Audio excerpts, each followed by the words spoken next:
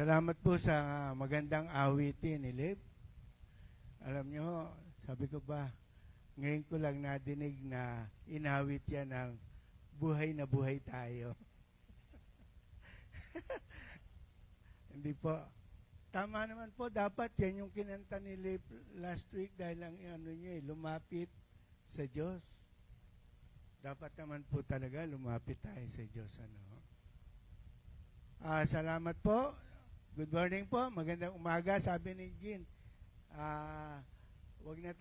hindi na kita pakikilala kasi ang ganda nung awitin, maano pa yung transition. Talagang naihanda ni Leif yung ating mga damdamin para makinig po ng ating mensahe ngayon. Bakit walang title? Dapat pakitingin niya, walang title? Talaga wala? Talaga? Ayan. Ang title po ng ating pag-aaralan ngayon ay palakasin ang loob ng bawat isa. Palakasin ang loob. Bakit kaya? Alam nyo, ang tagal kong pinag-aralan to, sabi ni Mercy, bakit hanggang ngayon gumagawa ka pa? Inumpisahan mo ng Lunes ng umaga, Biyernes, Sabado na ng gabi, gumagawa ka pa. Sabi ko, talagang pinag-isipan ko to. Bakit kailangan nating palakasin ang loob ng bawat isa? Alam nyo, lahat naman tayo may problema, di ba? Amen po ba? Lahat tayo may dinadala. So, kailangan natin talaga ng support, yung magpapalakas ng loob ng bawat isa sa atin. Ayun.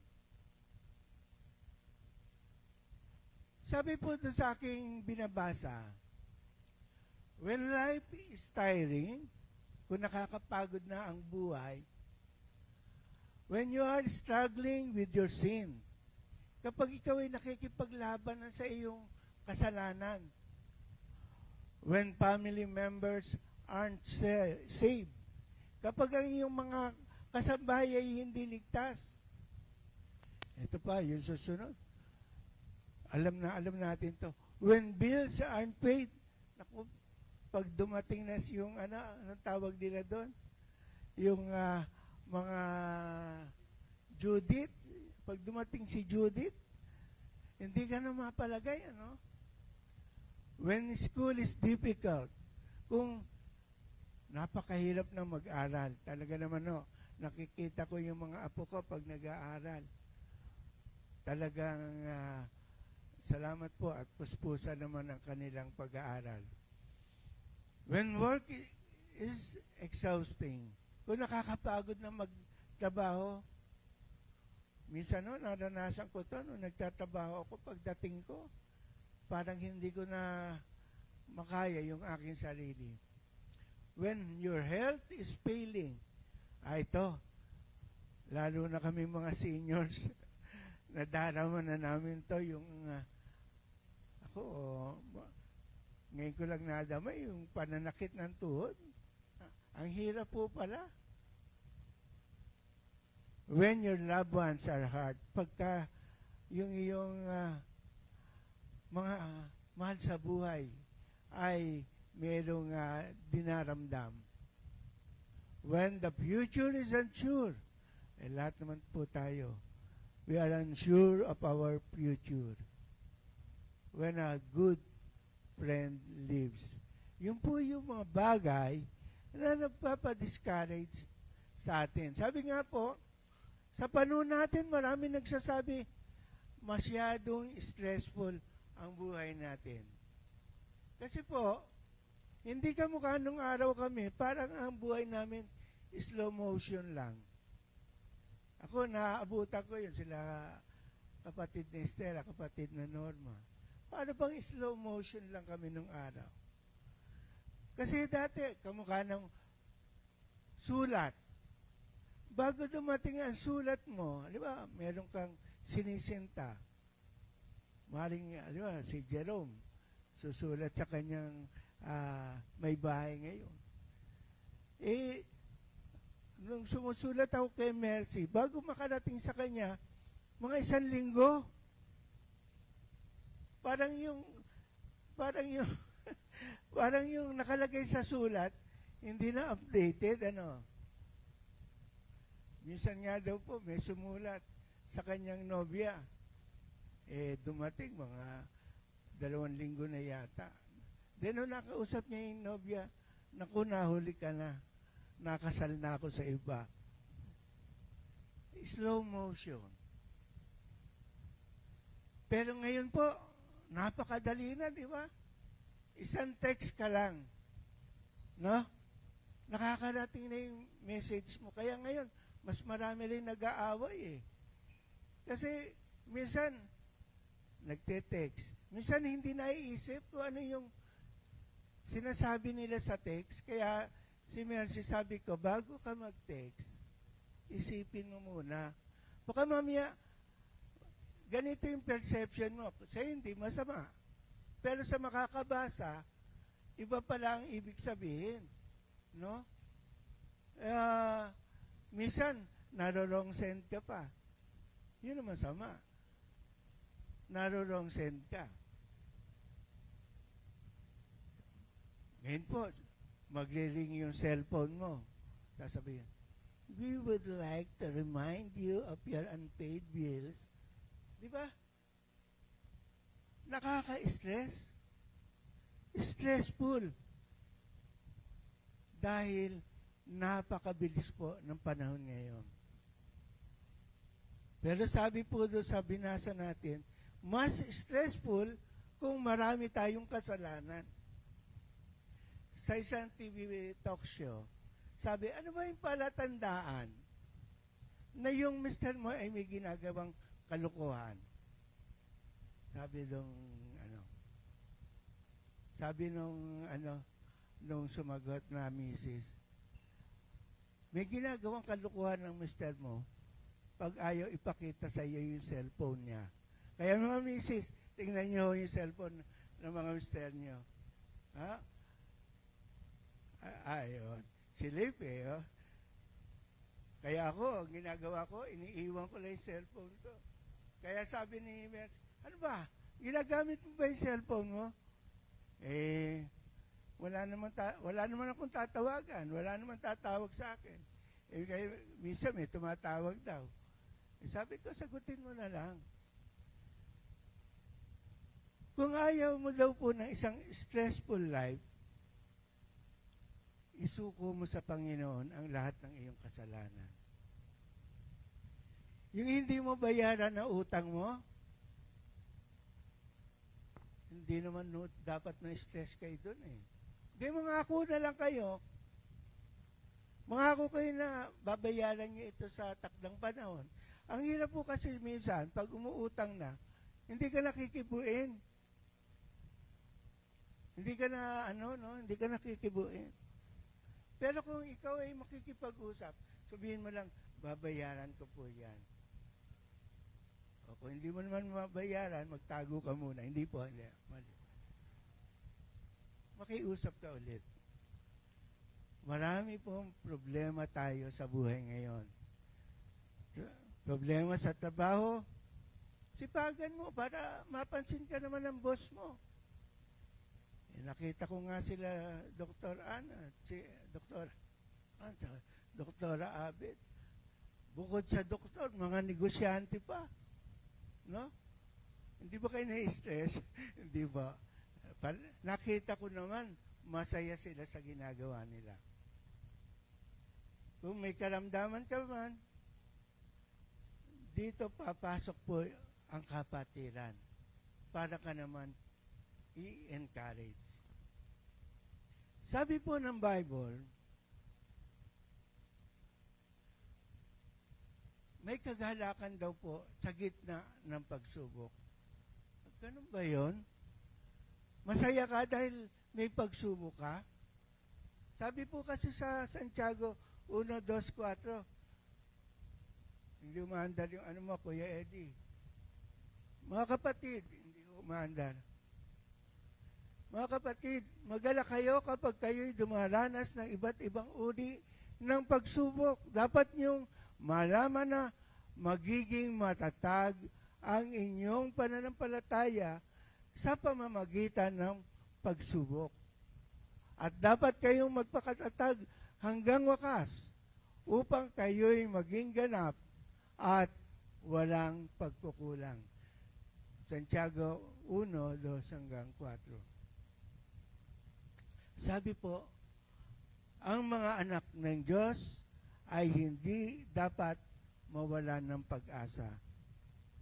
Dahil sabi po sa talata, mas lalo tayong tumatatag sa pananampalataya kapag meron po tayong pagsubok. Minsan na po, tinanong ng bata, yung isang magkakawayan, bakit niya binababad sa tubig alat yung kawayan? Mama, bakit niya po binababad yung kawayan sa tubig alat? Sabi ng mama, mas matagal sa tubig alat, mas tumitibay ang kawayan. Mas tumitibay ang kawayan. Kalabitin mo nga yung katabi mo, kung tingnan mo kung maalat.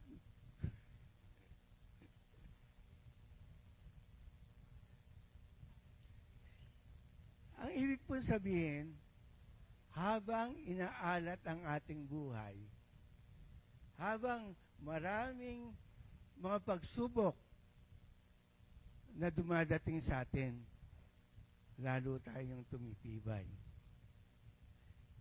Sabi nga po sa talata, dapat kayong magpakatatag hanggang wakas upang kayo'y maging ganap at walang pagkukulang. Alam nyo, ina-analyze ko yung sinabi, upang kayo'y maging ganap at walang pagkukulang.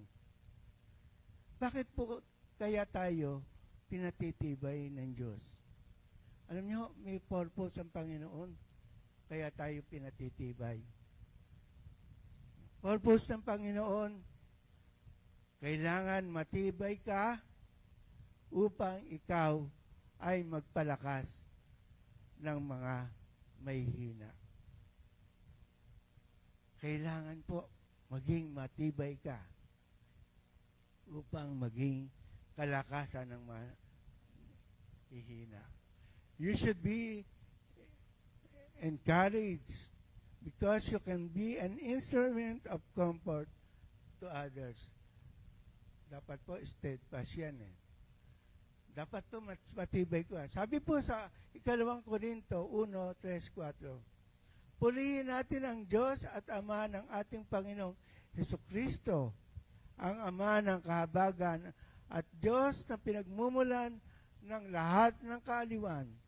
Inaaliw niya kami sa aming kapighatian upang sa pamamagitan ng kaaliwang tinanggap natin sa Kanya ay maaliw naman namin ang mga nahapis. Ganda ano po? Kaya daw pala tayo inaaliw ng Panginoon upang yung kaaliwan natin, mai-share din natin. Kailangan maging matibay tayo. Kailangan po maging sandigan tayo ng iba ng ating mga kapatid. Isipin niyo po, kung kayo po ay magpapapray kay pastor, pero pag akyat nyo nakapangulambaba si pastor, pastor, bakit? Masama ang pakiramdam ko wala ako sa mood ngayon. Hindi po. Kailangan po, hindi kaya si pastor, hindi ko pa nakitang kahit may dinaramdam nakita ko. Hindi mo mahalata na may dinaramdam siya. Kasi kailangan po, tayo pong mga lingkod ng Panginoon, laging may kalakasan. Kaya ako po, hindi ko pinapahalatang masakit ang tuhod ko. Pero nahalata yata ng iba na pag kumakapit ako kasi baka bumigay eh. Pero kailangan po ipakita namin na malakas kami upang mapalakas din namin kayo. Sabi nga po, inaaliw niya kami sa aming mga kapighatian upang sa pamamagitan ng kaaliwang ito, tinanggap natin sa Kanya, ay maaliw naman namin ang mga nahapis. Alam ko po, maraming nahapis sa atin. Alam ko po, maraming mga problema ang dumarating. Kailangan po natin. Tayo po ay pinalakas ng Diyos upang maging kalakasan ng iba. Patuloy po tayong pinalalakas ng Panginoon. Unang-una sa pananampalataya. Kanina po maganda yung aming napag-usapan sa Sunday School sa pamamagitan ng ating kapatid. Sabi, bakit minsan iilan-ilan tayo? Parang nakakalunggot. Minsan, iilan-ilan ang ma-attend, lalo na sa midweek service. Sabi nga ni kapatid ni Estela, ilan-ilan lang kami. Pero sabi ko, huwag kayo malungkot kasi yung mga naririto, yan yung mga talagang mayroong paninindigan sa Panginoon. Kayo pong mga naririto at nagbibigay ng panahon, kayo po yung mga naninindigan sa Panginoon at kayo po yung mga malalakas. Palakpakan po natin ang Panginoon dahil kayo po ay naririto. Sa Griego po, ang salita, pagka sinabi pong kalakasan sa banal na kasulatan, sinalin po yung salitang pagpapalakas ng loob sa, ang sabi po, paraklesis, na may kaugnayan sa salitang paraklete. Ang pangunahing kahulugan ng salitang paraklesis ay pagtawag sa tabi. Yun daw po yung literal na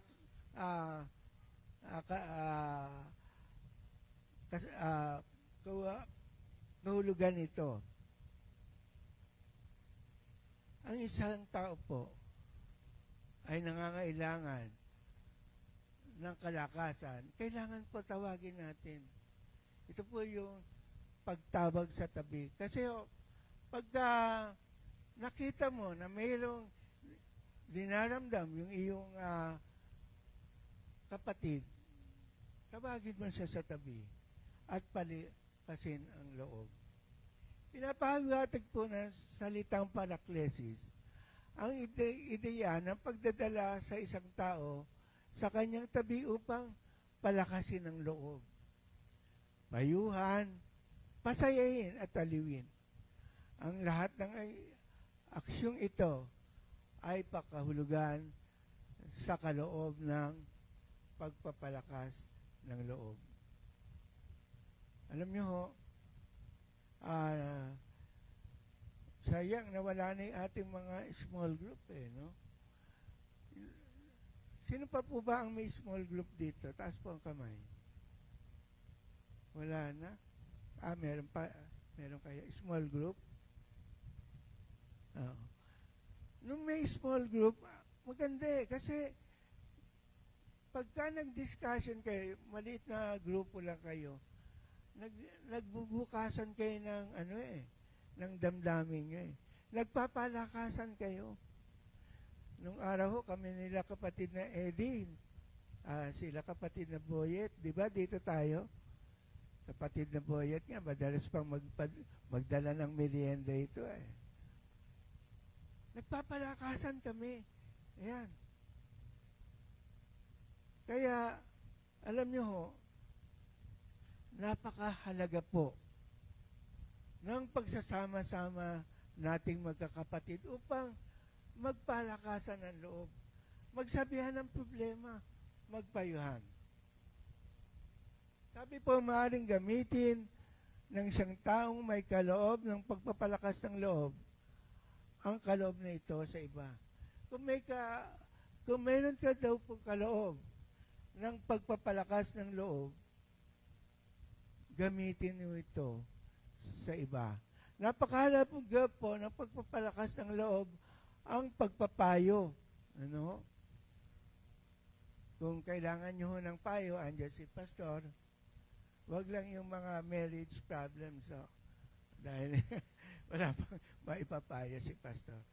Pero kung tungkol naman po sa marriage problems, siguro malalapitan nyo naman kami. Dahil medyo matagal-tagal na rin kaming nagsasama ng kapatid na marriage. Yan na, 52 years. 52 years na ako akong pinagtsatsagaan ni Ate Mercy. So, kailangan po yung pagpapayo at pagdidisipulo. Yung pagsasanay sa pag-aaral. Kaya po, merong mga Bible studies. Alam niyo, kung kayo po ay hindi pa umattend ng mga Bible study groups, umattend po kayo.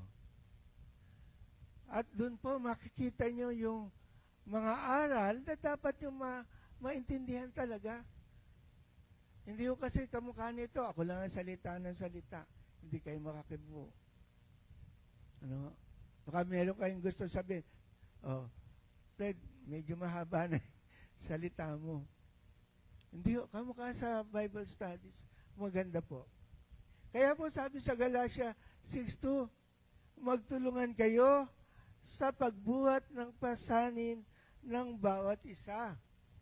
Sa gayong paraan ay matutupad nyo ang kautusan ni Kristo. Ayan, kautusan pala ni Kristo. Yung pagtulong sa pagbubuhat ng pasanin sa iba. Kung may pasanin po kayo, pagtungkol ho sa pera, si pastor. Pag hindi tungkol sa pera sa akin, hindi po. Kung makakayanan namin, tulungan kayo. Kung makakayanan, tulungan natin ang bawat isa sa atin. Tulungan po natin. Kasi ito po yung utos sa atin ni Kristo. Maliwanag po, sinasabi sa Galatia 2. Ito po, the church as place of encouragement. Ito po yung binasa nating talata kanina. Sabi, magpakatatag kayo sa pag-asa natin at wag tayong mag-alinlangan dahil ang Diyos na nangako sa atin at sikapin nating mahikayat ang isa't isa na sa pagmamahalan at paggawa ng kabutihan. Ito, in-underline nito. Huwag nating pababayaan ang pagtitipon natin gaya ng nakaugalian na ng iba. Sali palakasin ninyo ang loob ng bawat isa.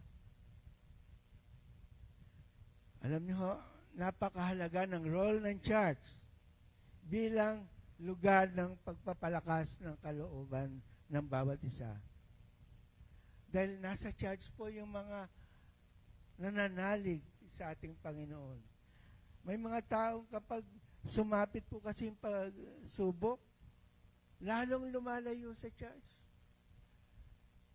May mga tao na kapag nagkaroon ng problema, lalong lumalayo sa church. Parang sinisisi pa sa nangyari sa buhay nila ay ang ating Diyos.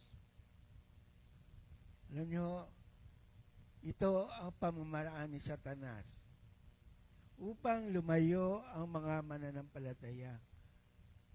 Binibigyan niya ng discouragement yung mga miyembro. Huwag ka nang matin dyan sa church na yan.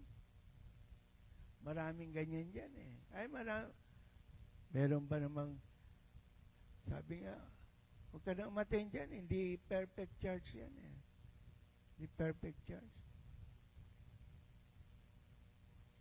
Sabi po, discouragement is a thief.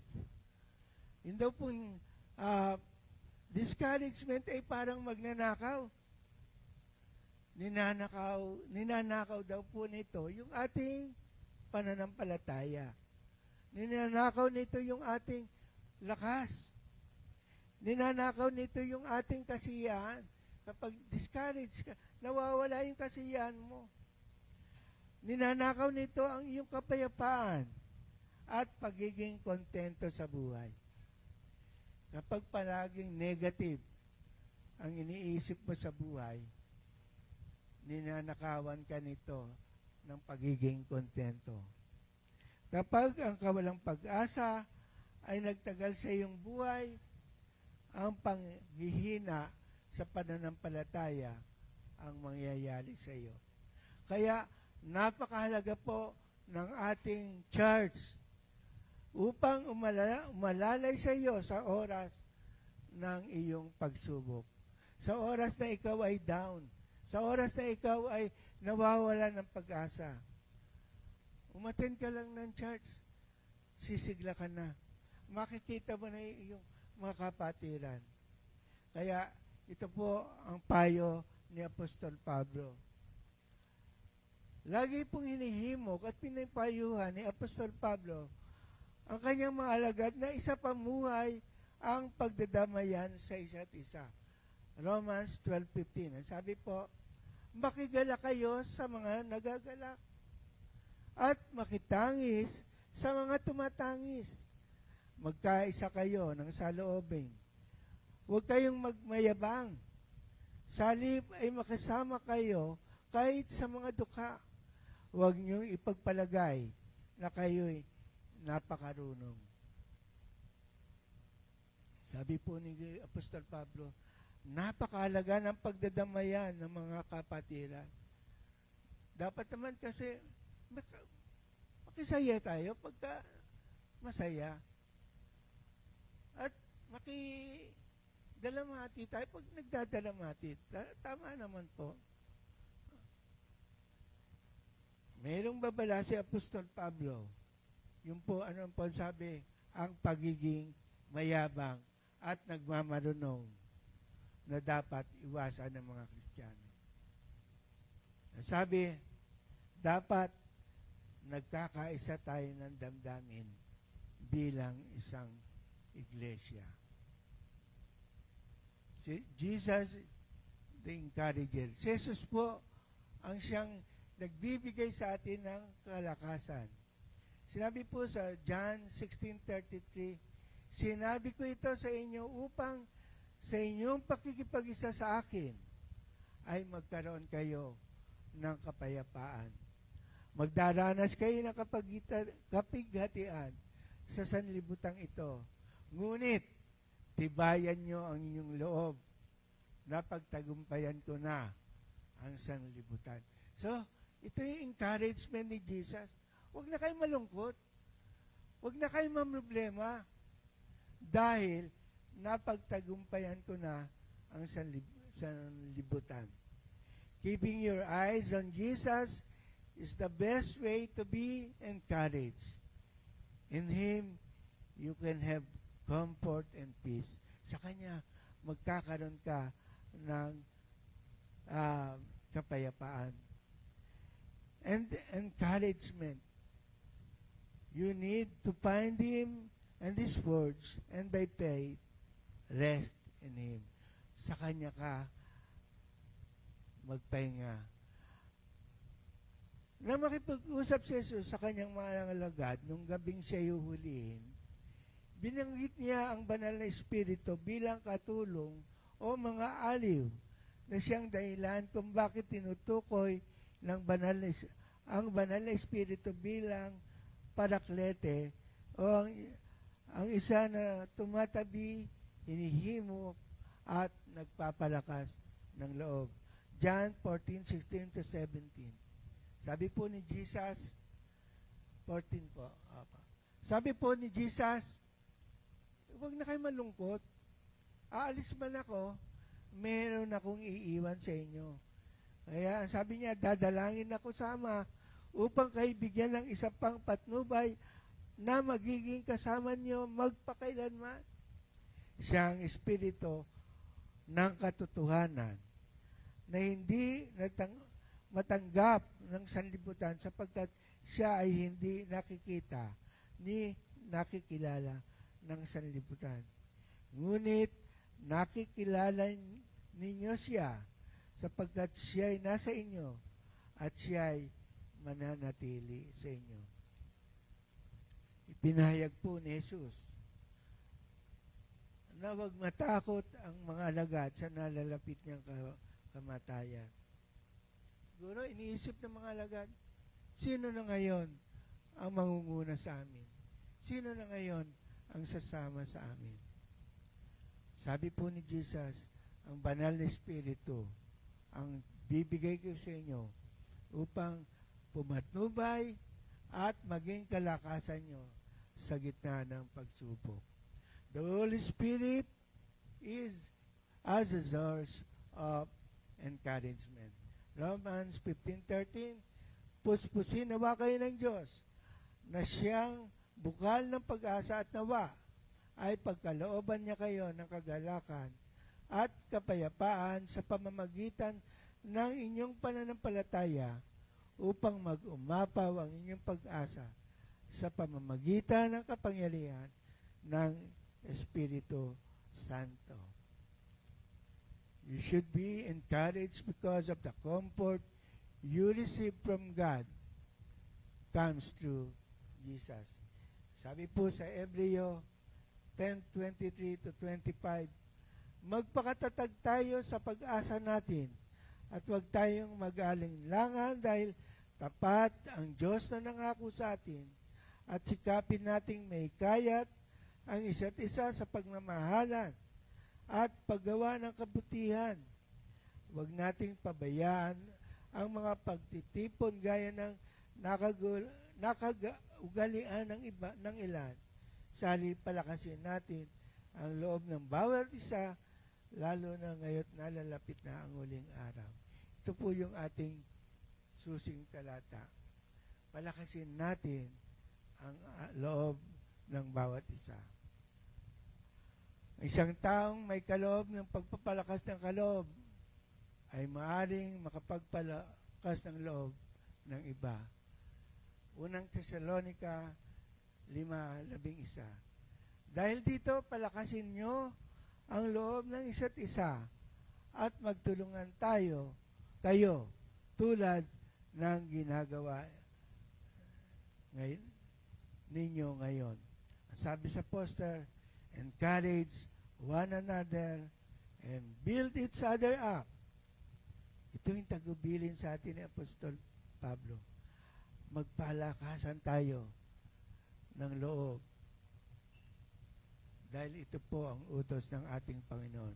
We should be united. Dapat po nagkakaisa tayo. Isang church, isang pagtitipon ng kapulungan, mga kapatid na nagtutulungan.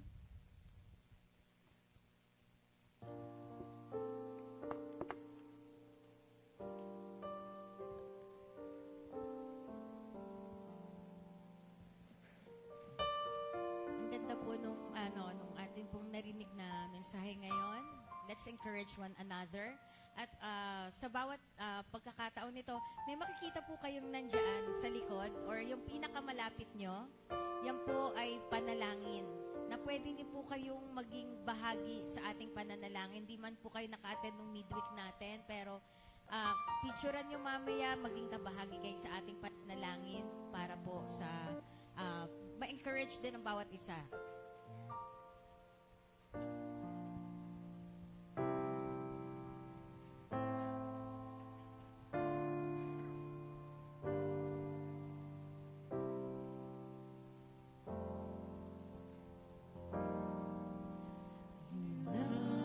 United in worship, nurtured in fellowship, instructed in discipleship,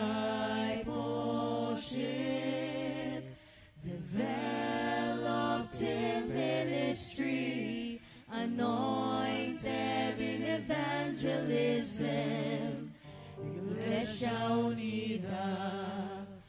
church that cares for you and me.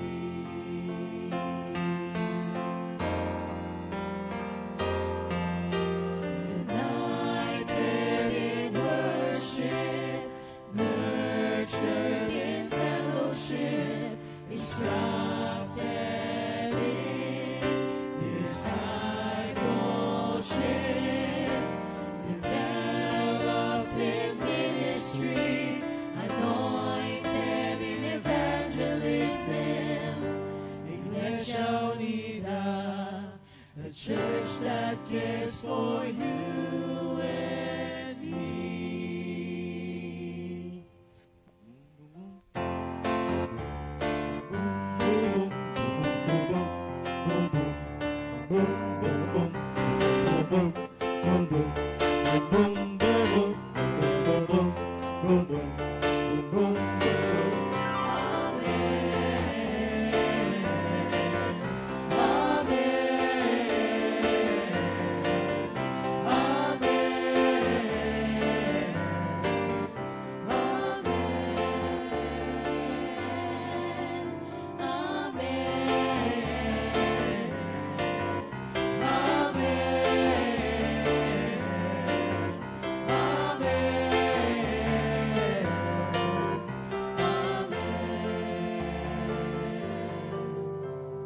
May the God of hope fill you with all joy and peace as you trust in Him. Let's praise His name. Amen.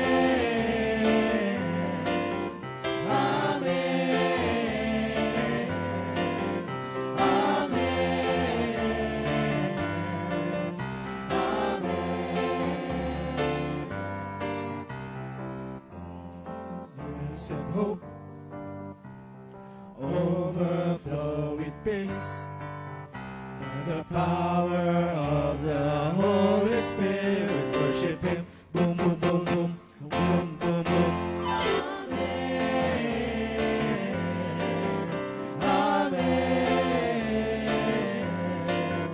Amen. Amen. Love, joy, peace, patience, kindness, goodness, faithfulness, gentleness, self-control. Boom, boom, boom, boom, boom, boom, boom, boom. Amen.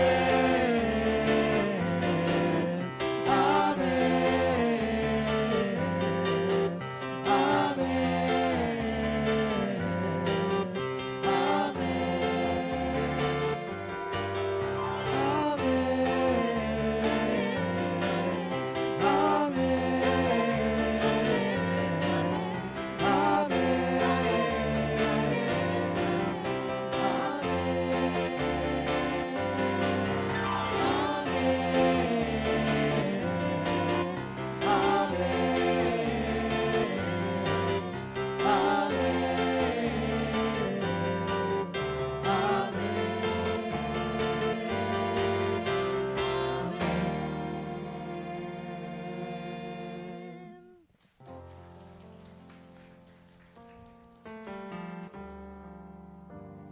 Tayo po ay